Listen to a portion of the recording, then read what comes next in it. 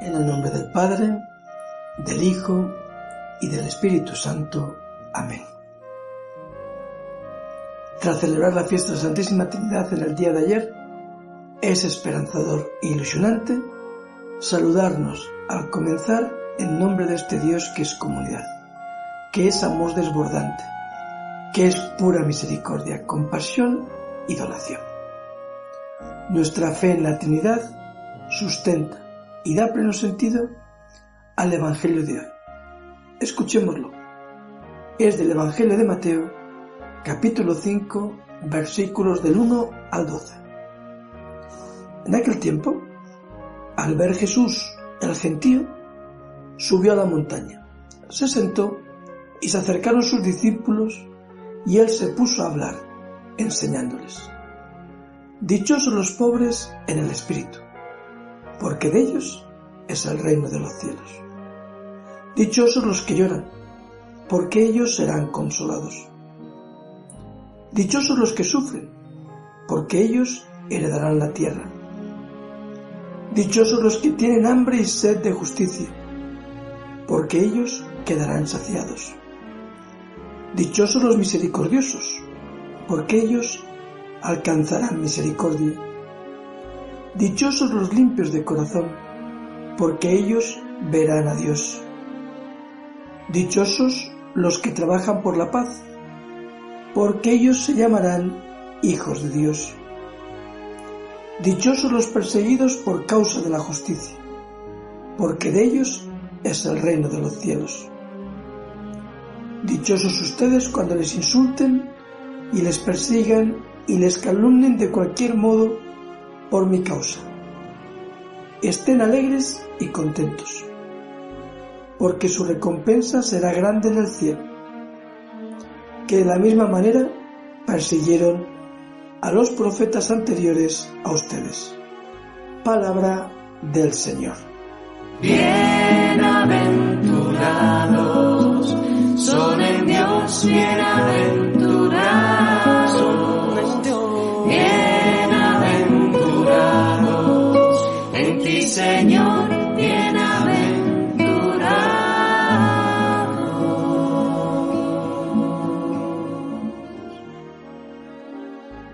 Antes de comenzar la reflexión de este texto de las bienaventuranzas, un paréntesis para contextualizarnos. Estamos en la semana 10ª del tiempo ordinario. Iniciamos el tiempo ordinario tras la fiesta del bautismo de Jesús, que celebramos como culminación del tiempo de Navidad, y estamos dando continuidad al tiempo ordinario después de haber vivido los tiempos litúrgicos fuertes de Cuaresma y Pascua. En el tiempo ordinario hay una organización de las lecturas de la Palabra de Dios a realizar durante los días entre semana, complementaria a la organización de las lecturas dominicales. Y durante las 34 semanas que dura el tiempo ordinario, en esta organización de las lecturas durante los días entre semana, se leen de manera continuada los evangelios sinópticos. Durante las primeras 9 semanas se lee el Evangelio de Marcos. De la semana 10ª hasta la 21ª se lee el Evangelio de Mateo. Y de la semana 22ª a la 34ª el Evangelio de Lucas. El sábado terminamos la lectura de Marcos. Hoy empezamos con el Evangelio de Mateo y nos va a acompañar su lectura durante 12 semanas, es decir, unos 3 meses. Y empezamos su lectura continuada en el capítulo 5, porque los 4 primeros capítulos de Mateo se leyeron en tiempos de Navidad y en las semanas siguientes. Y tras la llamada de los primeros discípulos, Mateo coloca el Sermón del Monte, que inicia con este maravilloso texto de las bienaventuranzas. En este gran discurso que nos narra Mateo, Jesús nos presenta las claves y los valores de quién quiere ser su discípulo y discípula.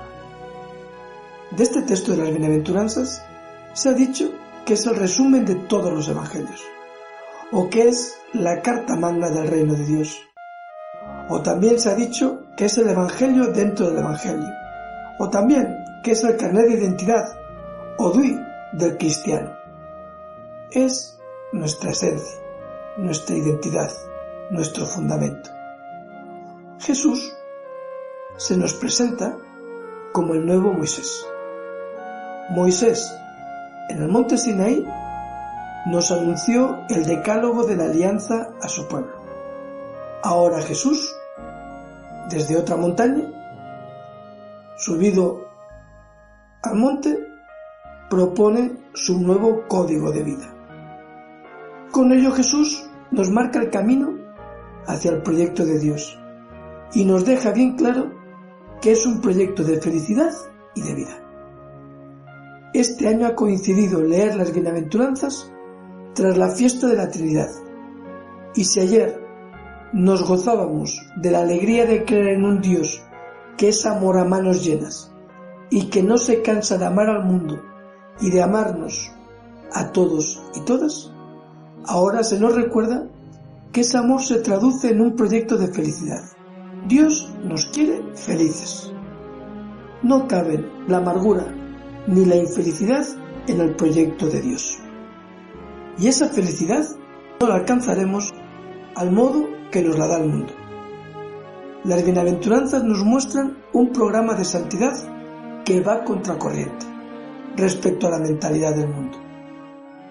Va muy a contracorriente respecto a lo que es costumbre, a lo que se hace en el mundo.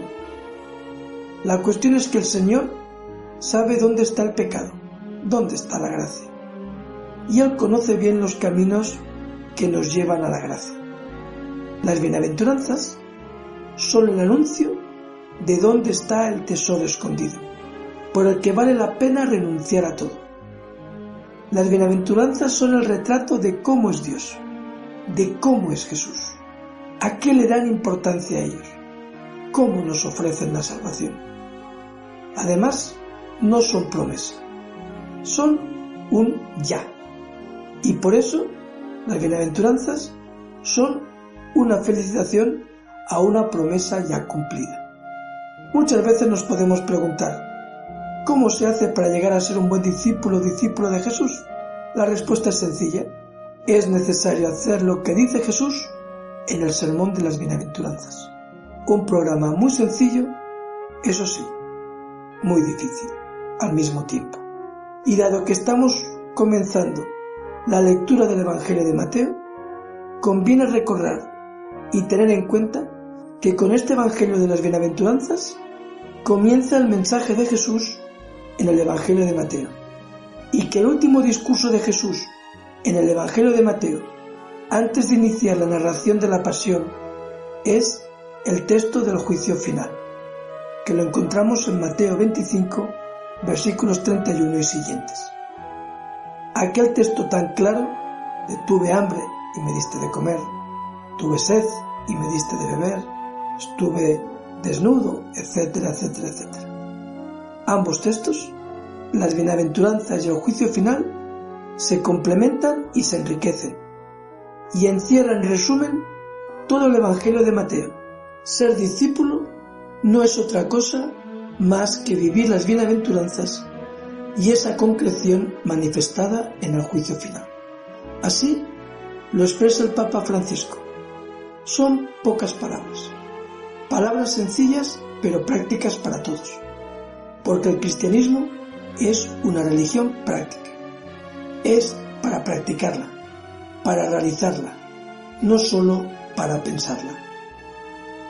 La felicidad al modo de Dios viene desde abajo, desde los pobres, desde los que lloran, desde los perseguidos, desde los que no tienen nada, desde los que no están llenos y satisfechos, desde los que trabajan por la paz, desde los que trabajan por la justicia, desde los misericordiosos, desde los limpios de corazón, desde los no violentos.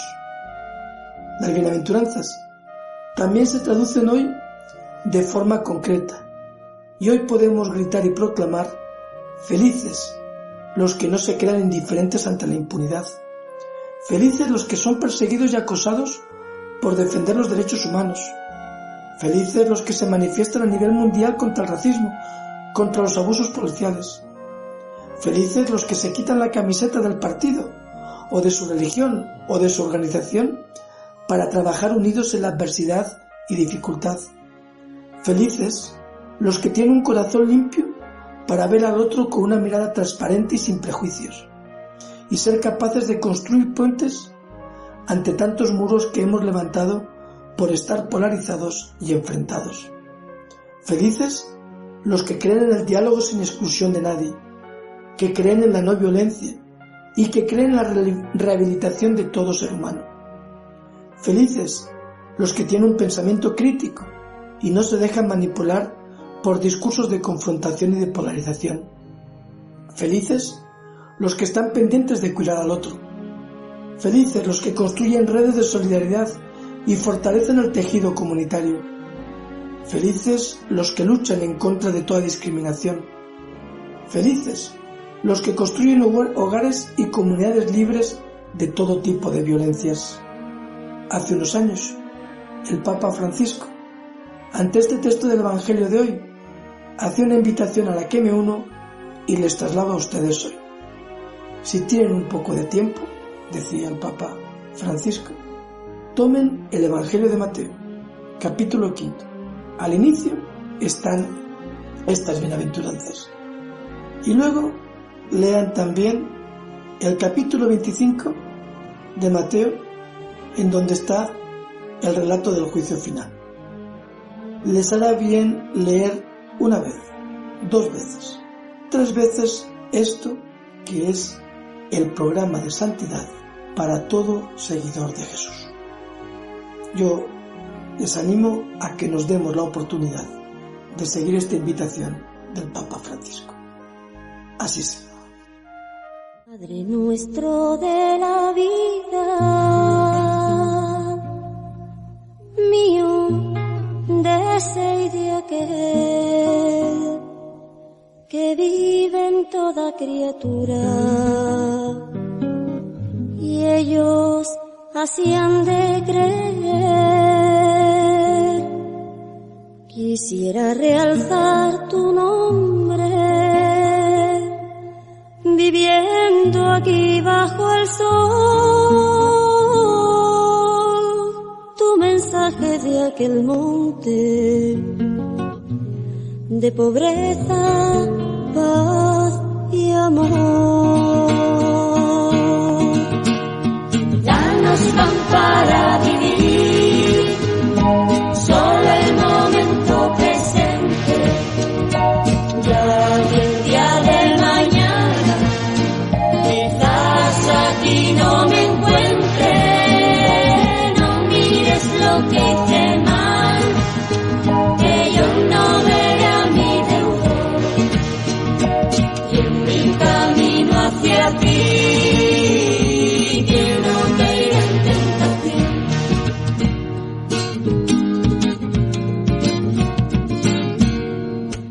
Padre nuestro de la vida que estás en los cielos, santificado sea tu nombre. Haz que tus hijos hagamos presente tu reino y acatemos tu voluntad en la tierra y en el cielo. Padre, que no nos falte tu pan, ni dejemos nunca de hacer presente tu justicia. Siendo así, tú nos perdonarás nuestras deudas. Tú sabes que nosotros queremos perdonar a nuestros deudores. No dejes que caigamos en la tentación de no amar a nuestros hermanos y olvidarnos de ti, Señor. Danos pan para vivir.